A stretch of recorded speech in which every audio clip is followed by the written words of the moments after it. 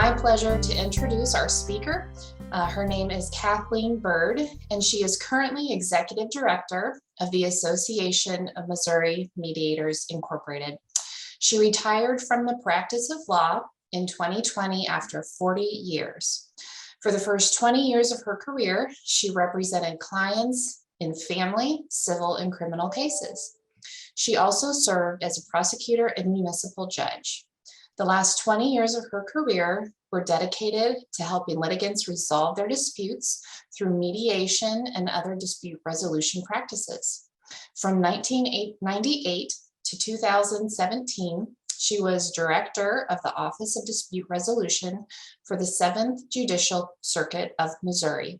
She served on the Missouri Supreme Court Committee on Access to Justice in Family Courts for over 10 years, during which time litigant awareness programs and limited scope representation practices were implemented. So without further ado, it's my pleasure to welcome Kathleen Bird to our support group meeting this morning. Thank you, Kathleen. Thank you, and it's nice to see you in person, so to speak, Angie.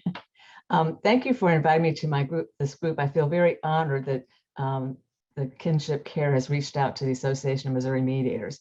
So I want to make a few remarks, but what I really want to do today is to answer your questions, have discussion with you about how mediation can be helpful. But just to get started, a little bit about Association of Missouri Mediators. I moved to Missouri in 1995, and at that time, there were a few mediators here and there, but nothing organized. And I was privileged to be involved with the March mediation program as it developed through the Department of Human Services in Missouri. And that is now a statewide program that is supported by federal dollars and state dollars. The other thing I did was get involved with 5 other people to start the Association of Missouri Mediators. And our first organizational meeting was in Columbia, Missouri in 1997. So the mission of the Association of Missouri Mediators is to help spread the word about how mediation can be helpful, but also to help mediators become more professional. And Missouri is a state where there's no regulation of mediation, so to speak. There's no credentialing, there's no licensing. So having mediators know what they're doing and being the best mediator they can be is kind of what we strive for. And so for our members, we do a lot of training. We also work with community mediation groups to help support them and help them train their members as well. Another thing that we do for the public is we have an online list of members who do mediation, the types of mediation they do, how to contact them. There's an interactive map of the state. So as far as I know, we have the only site that's available to the public 24/7 that covers the whole range of different types of mediation and mediators around the state. So our mediation website is momediators.org. You're welcome to go look at that at any time. So what is mediation? Well, I have to tell you, when I first got started, I put an ad in the local Chamber of Commerce brochure, and when it came out, it said, contact Kathleen Bird for meditation. And I called them up and I said, no, I'm a mediator, not a meditator. Well, it's pretty much the same, isn't it? I guess in some ways it is, but there's always been a confusion about what's mediation, medication, and meditation. So hopefully mediation is going to gain a little more foothold here. What mediation is, it's a way of helping people talk about an issue and try to figure out how to resolve it in the best way that's satisfying, the most satisfying to everyone concerned. And having been a lawyer for a long time, what court is about is having a third party make a decision that they think is best for everybody. And when we know that when we're dealing with people in their personal life, with their families and everything, what the judge thinks is a good idea may not work for everybody. And I find it interesting. So many judges forget that once they made an order, that doesn't necessarily mean people are going to follow it. It's going to work for them. So the family courts in particular become more interested in embracing mediation in order to help people figure out what's going to work for them. And what I like best is the best agreement is an enduring agreement. That's one that parties can commit to and can make work over time. Now, another thing about domestic relations cases is that things change. Kids get older, people move, people change jobs. There's a need to modify and tweak your plan over time. And so mediators can be helpful for that and help cut down some of the expense that otherwise might be involved in going through all of that. Okay, so what's the motto of mediation? I like a song from the Rolling Stones called "You Can't Always Get What You Got. You can't always get what you want, but try to get what you need." And that's kind of what mediation is about. We can fight all the time about what we want, but what is satisfying is what we need. And so figuring out what do we need to be able to say, this will work for me is important. The thing that makes mediation hard, I think, for a lot of people is when we're getting in conflict with someone else, it's a very emotional thing. And they may do things that really set us off, or we have gripes about it. And getting off the focus about the person and focusing back on the problem is what a mediator is there to help support people to do. So I know that it seems very difficult sometimes. Oh, they'll never agree to anything. Well, it doesn't appear like that right now.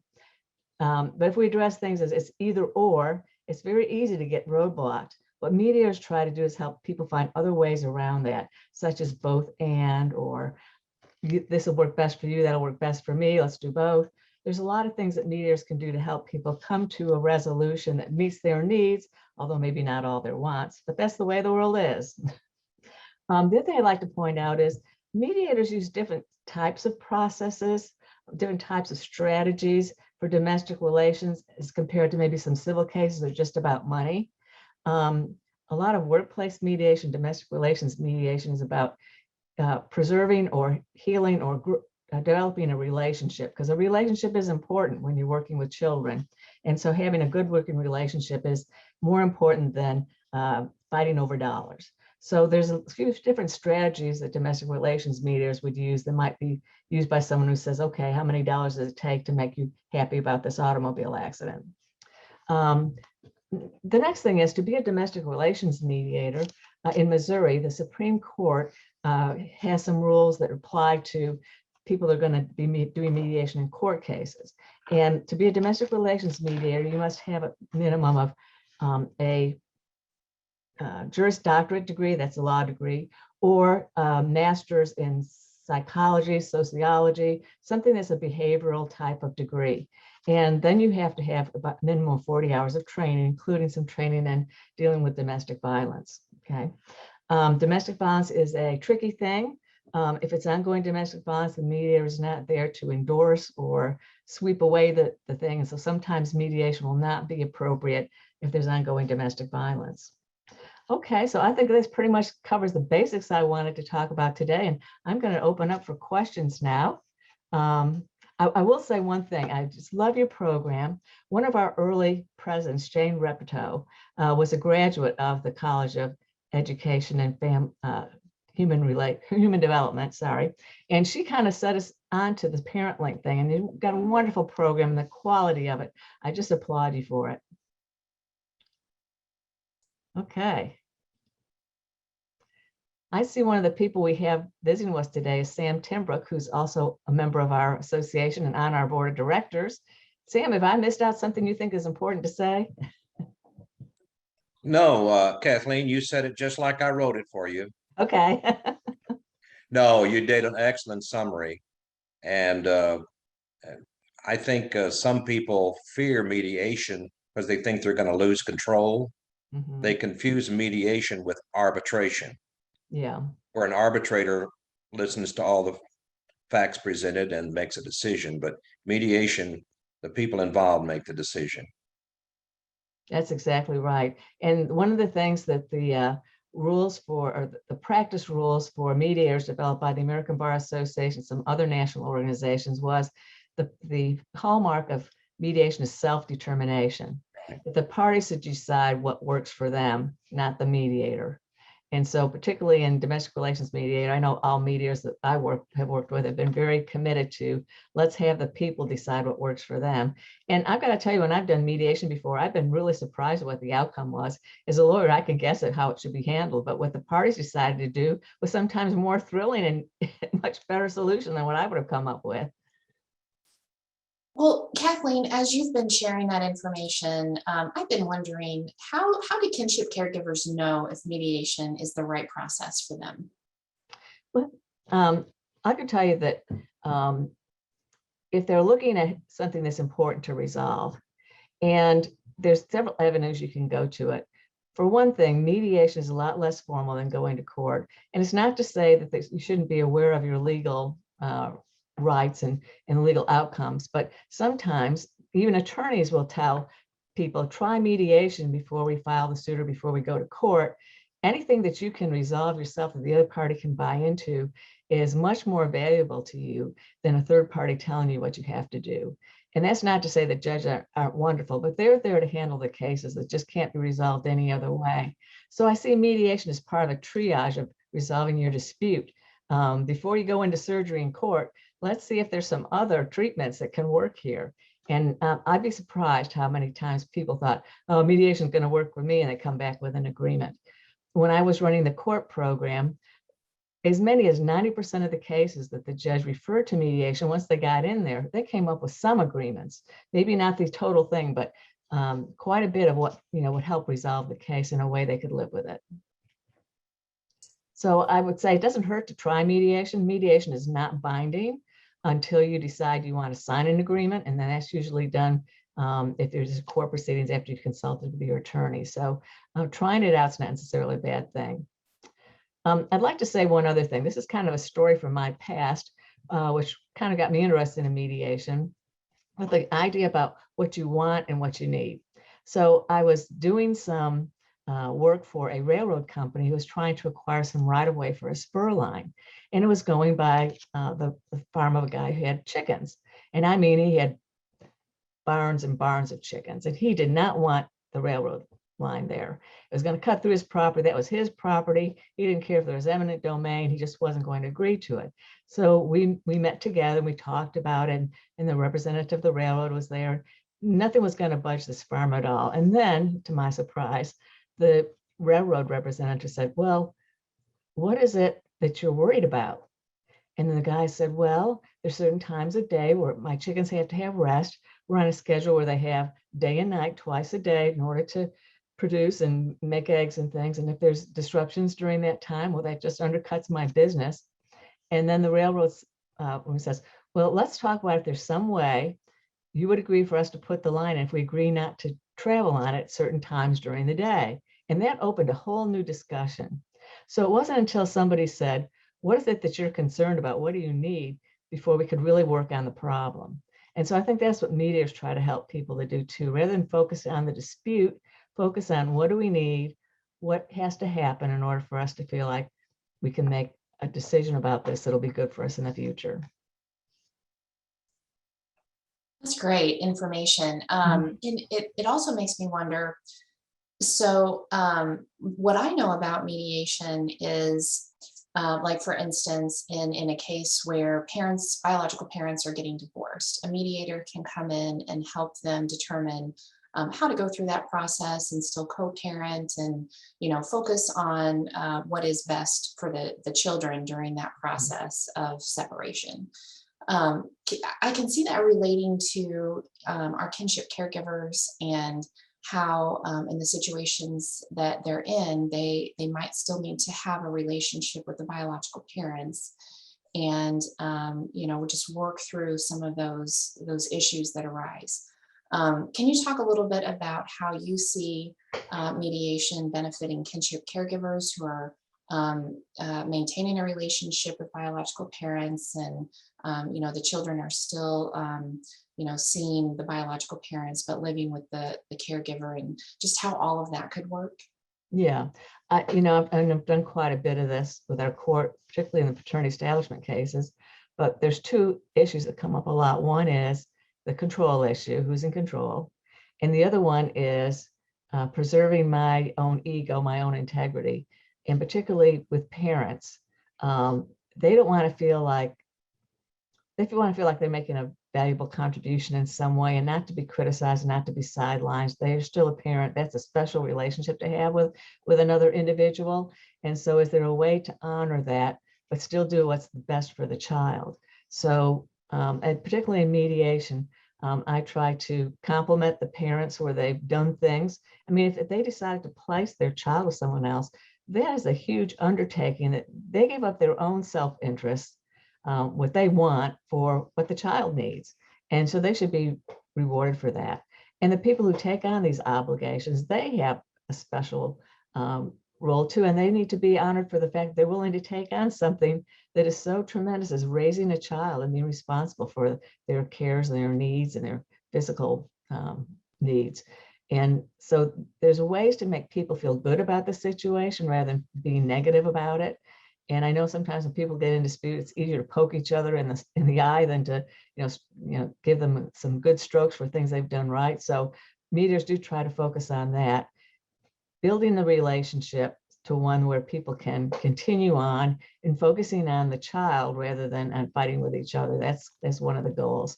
And if there's a person who hasn't really had a relationship before, how can the mediator be helpful towards helping develop a workable relationship rather than undermining it or making it worse? The last thing you want to do is to make their ability to communicate and to work out problems worse than it has been. And sometimes, unfortunately, that's what happens in court, because court is an adversarial system, not a problem solving or working out type of a system like mediation is. I love that word, problem solving. I think that's so important for all of us, as we go through our journeys in life and the situations that we encounter. Mm-hmm. What happens if the other party and the caregivers that you're working with don't agree? They can't come to an agreement. Then what happens? Okay, that's a good point. Before I go there, one more thing I want to say about who would this be good for? There's another process that mediators use called family group conferencing. And I found this to be such a powerful tool for families to use. You bring in everyone who has a connection to this child, whether they're parents, grandparents, neighbors, friends, whatever, cousins, and those that are willing to come to a room and you sit there and discuss together what's best for this child and get a teamwork going for the kids. And that has been a very powerful thing as well. So what if you get in a discussion with somebody, you can't agree on anything? Is that kind of your question, Angie? Right, yeah. Okay. Well, sometimes you don't agree on issues that resolve everything, but it's very rare that there isn't an agreement at least on one or two things. And those one or two things can be the hallmark for building on more things. So it might just be, we agree this child needs cares, and these are the needs that need to be met for the child. If you do that, that is powerful in itself, because that establishes the foundation for what are the things we can talk about in the future.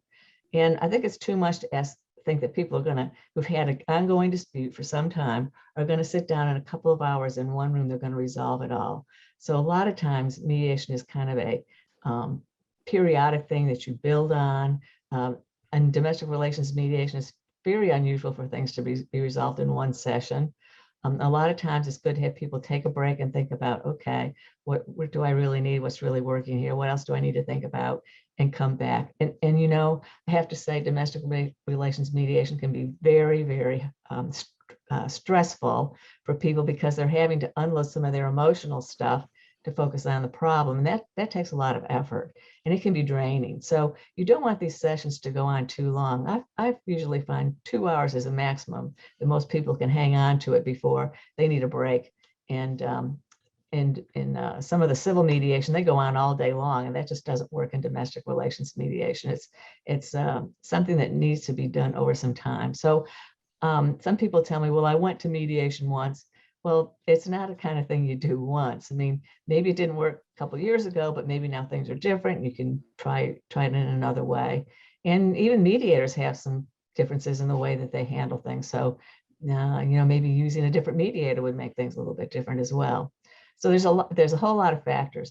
I had some evaluators come to try to do a study of my program once. And the first thing we had to do is sit down and think about what are all the factors they could evaluate. And we had this whiteboard just covered with stuff. And they said, there's too many factors. And that's true in mediation. There's so many personal factors, emotional factors, all the interest to think about for the child. I mean, it just goes on and on. The timing, the mood people are in. There's a whole range of things that go into mediation. It's almost more art than science in some ways.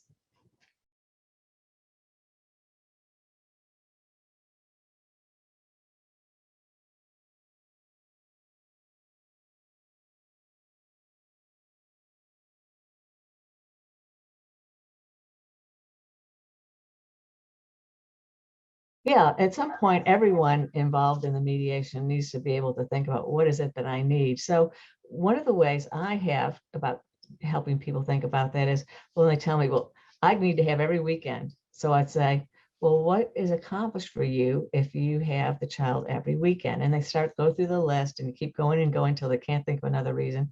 And their answers to that will tell you what they really need. And maybe it's, I need some connection. I need to know what's going on with the child. I need to feel like I've got some input. So every weekend is one way to do that, but it's not the only way to do that. So once you figure out the needs, maybe we can find something that's compatible for all the parties. That could be a solution that could address those needs. As far as when you need to do that, I think it's always helpful individually if I can think about what do I really need compared to what I want. I mean, I want it for a coat, but what do I really need? I need to stay warm for the winter. So, you know, those are important life skills to have. But when people are in conflict, it's really hard at the beginning to say, well, you got to think about what you need before you come in there. Sometimes emotionally, they're just not ready to do that. And talking with a mediator is a way maybe that they can start building on that. Because the mediator is not going to be an inquisitor. The mediator is not going to be someone who tells them what to do. The mediator is going to talk to them and help them explore for themselves what do they need and what their possible options, what would make them satisfied.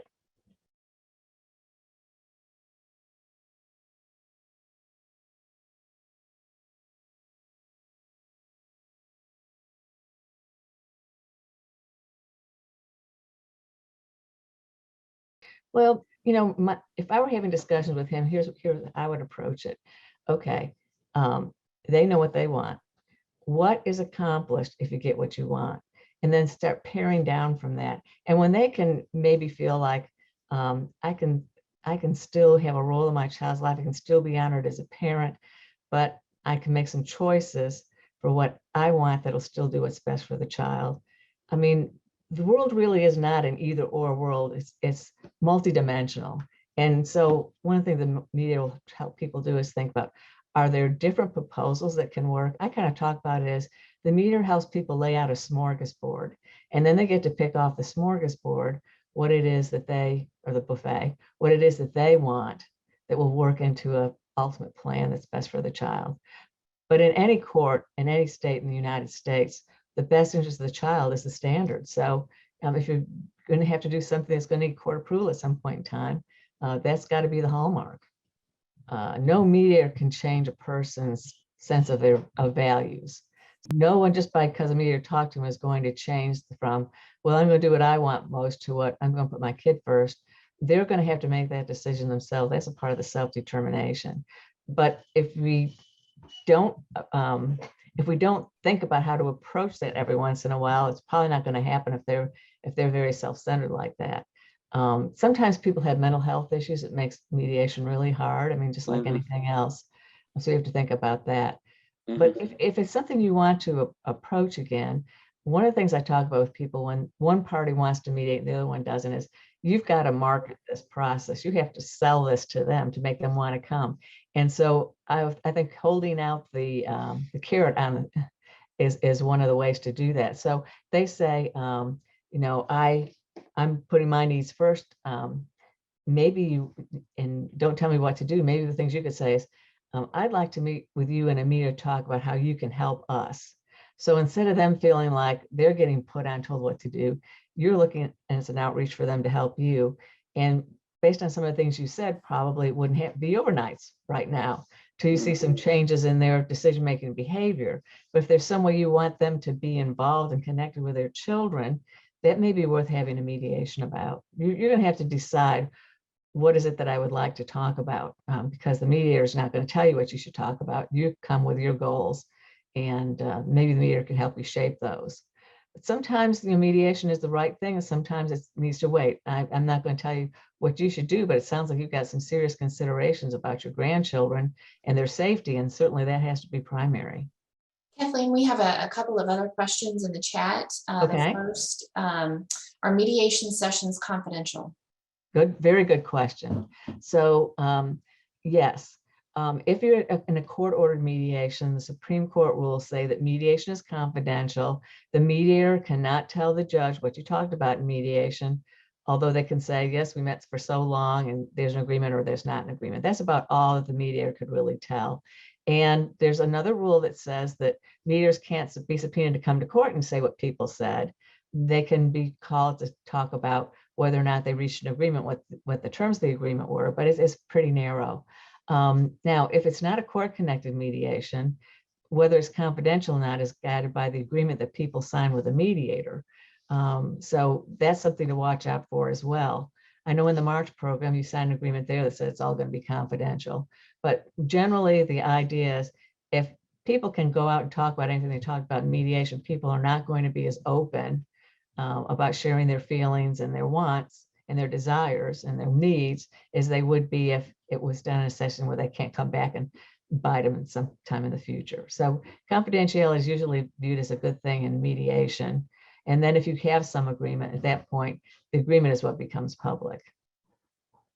As a practical matter, if someone's there and they decide they're going to talk to their neighbor, their brother, sister about what happened, you can't really stop that. But hopefully by discussing at the beginning of the mediation, people will make that commitment.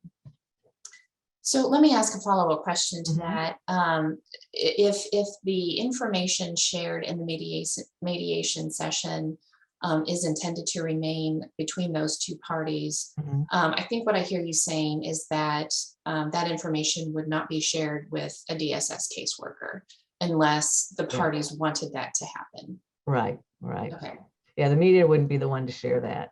Now, there is one exception to that, and that's if the mediator feels that the parties are not looking out for the best interest of the child, or there has been ongoing abuse of the child that's not been reported. They may have a duty to report that to the authorities.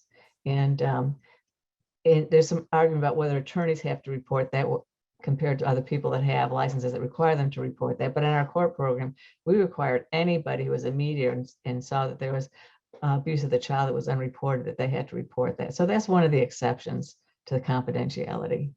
Sure. Okay. A lot of times, by the time it gets to the mediator, everybody knows the whole thing, though.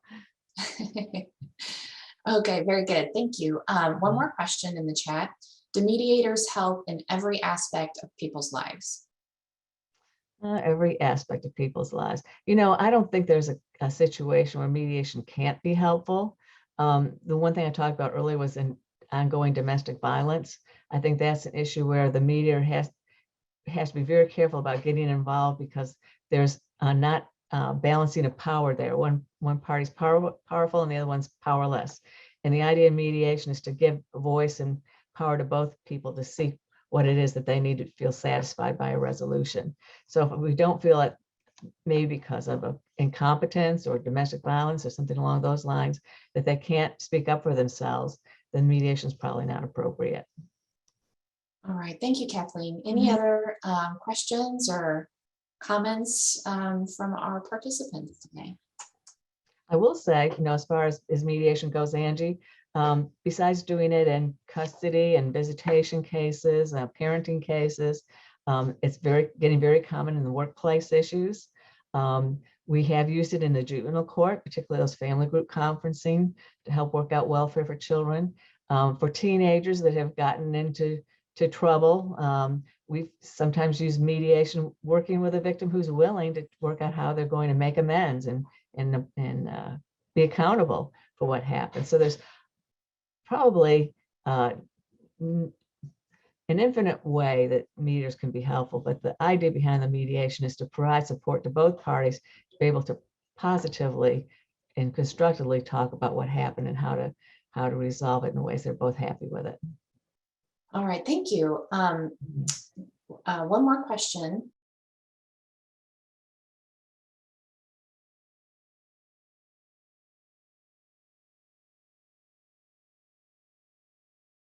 Yeah, March Mediation is funded by grant money that goes to people in child support enforcement cases and also cases where custody is supervised by a court.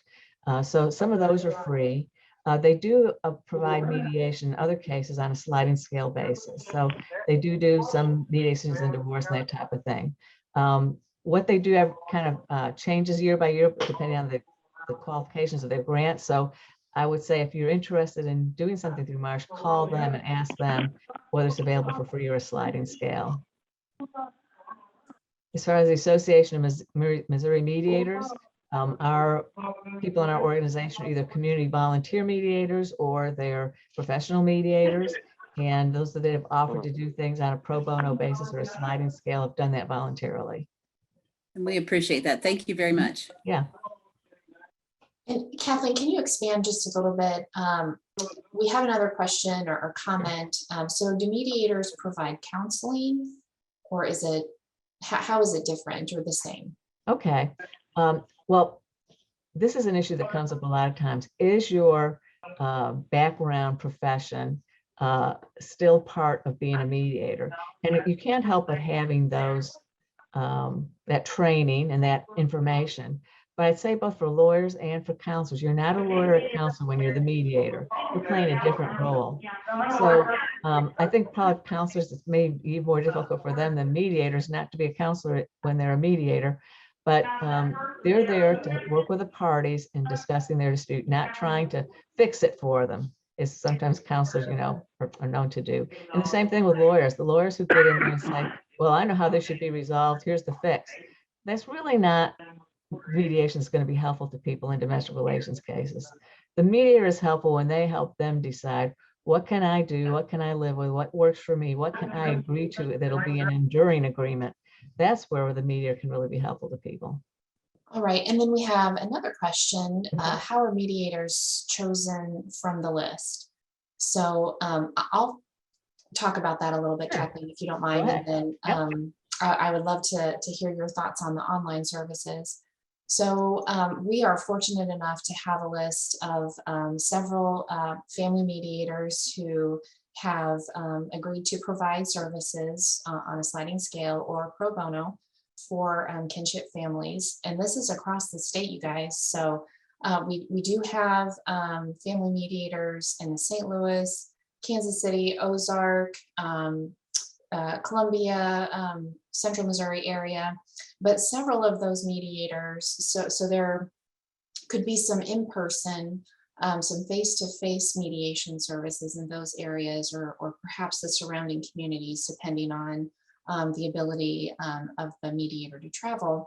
But several of the mediators have also offered to provide online mediation services. So Kathleen, could you talk just a little bit about what that would look like? Sure. So in the March program, we realized pretty early on that not everybody can come to a sit-down place. So we started doing phone mediation. But with Zoom and other AV platforms, it's so much better now that you can actually see each other. And mediators, since the pandemic started, become quite proficient at this. So Zoom, for example, is a very popular one, and people can meet and talk together. The mediator can separate people into rooms so they can talk to one or the other at a time. And a lot of times that's called a caucus, which is really helpful for the party and the mediator when they want to talk about things and let the mediator know what they're thinking, but they don't want to do it in front of the other party yet. So that's one of the things that can be done during a Zoom call. Doing it by phone it works, but I think mediators like better when they can actually see the parties, because there's so much additional information you get from people's eye contact, the way they respond. So a lot of mediators say, I feel like I'm meeting with one hand tied behind my back if I can't see the people. So thank God we have Zoom and other platforms like that today. All right, that sounds like such an amazing option to offer. So thank you. Yeah. I also just want to follow up on that. So if anyone is interested in getting connected to a mediator, again, the process that we have developed is call our Kin for Kid line, and I'm going to give you that number again. That's 1-833-546-4543. And the family support specialist who you will talk to will be able to take a look at the list, and depending on your needs, your location, time frame and whatnot, they will match you with the most appropriate mediator to meet your needs. And then, you know, they'll be the liaison that goes back and forth between the mediator and you to make sure that everything is set up. And then, you know, the two of you will take it from there. Oh, and I see Amy, you've raised your hand, so please feel free to jump in. Okay. Yes. So, hi, everybody. So I just wanted to also let you know that, so in order to make sure that we have a really consistent program for and process for matching somebody with the mediator, Kelsey and I are going to be working together to do that matching. And so if you happen to call in an evening or a weekend when Kelsey and I aren't working, they will take a message for you and then and from you and get all the information from you, provide that to Kelsey and I, and then during the next business day, we will start working on the match and get back with you. So if they say, you know, if you're calling on an evening or a weekend, they're like, okay, I can't help you right now, but let me get your information and we will get you matched. That's why, because, and a lot of times, you know, mediators are not available evenings and weekends. And so, you know, specifically having Kelsey and I do that match and then, you know, following up to make sure you guys get connected, that kind of thing.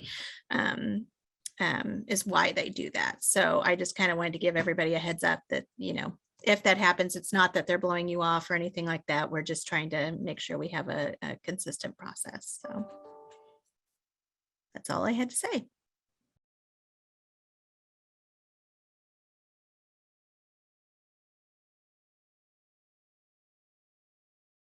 I would say probably if you want a mediator that has some background in that, not all mediators do.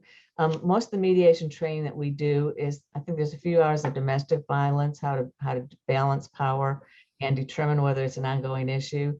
There's a lot of it about the skills of mediation, the mediation process, not so much about the substantive things that people would run into with mental health issues or things like that.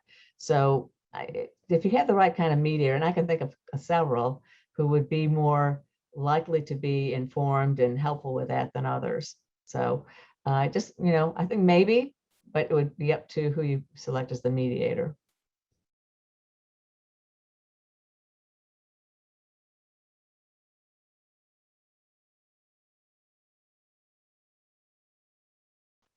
I believe that they would, yeah. You can actually take a look at what the qualifications are. It's Supreme Court Rule 88, and on their website, you can look at the rules. It's www.courts.mo.gov and look for court rules and Rule 88. They'll tell you the specific requirements for domestic relations mediators. All right, any other final thoughts or questions from our participants? Well, we look forward to doing more programs with you in the future, Angie, and in your group. We have some other of our members that are going to speak with you, and please don't hesitate to contact me anytime if you need some assistance in getting things organized. We're so pleased to be able to work with your group. All right, well, thank you so much. We are so very grateful for your time, the information that you shared today, and for your willingness to get us connected to this amazing group of mediators that can be another support for the kinship caregivers across the state of Missouri. So we are just thrilled, and thank you again for that amazing information that you shared today.